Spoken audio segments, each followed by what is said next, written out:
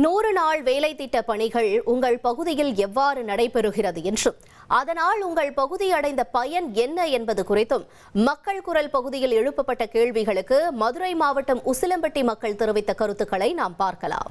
மழை காலங்களில் 100 நாள் வேலையை நீங்க ஒன்று நிறுத்துங்க, இல்லை கொடுத்தீங்கன்னா விவசாயிகளுக்கு கொடுங்க.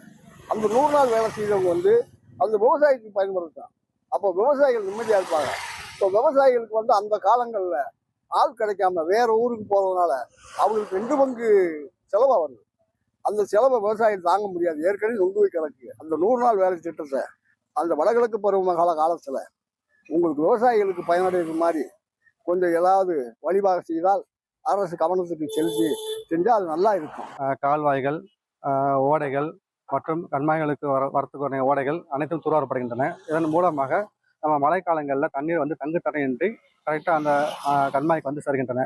இதனால் பார்த்தா நிலத்தடி நீர்மட்டம் உயர்ந்துட்டு இருக்குது. எல்லா பகுதியுமே சரியாக தூர்வாரப்பட்டதுனால இந்த வடகிழக்கு பருவ காலம் கூட தண்ணி எங்கேயுமே தேக்கப்படலை.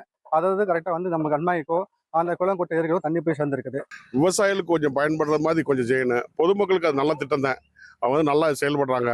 பொதுமக்கள் அவங்க வேலை பார்க்குறாங்க. ஆனால் பொதுமக்களுக்கு உண்டான சம்பளத்தை அந்த பஞ்சாயத்துலேருந்து யாருமே ஒழுங்காக கொடுக்கறது கிடையாது. ஆனால் இதே வேலையை விவசாயிகளுக்கு நீங்கள் கொஞ்சம் பயன்படுற மாதிரி கொஞ்சம் விவசாயிகளுக்கு கொஞ்சம் ஆளுகளை பிரித்து கொடுத்தா இது விவசாயி பாதி கவர்மெண்ட் பாதி அந்த பணம் கொடுத்தோம்னா அது நல்ல செயல்பாட்டுக்கு வரும்.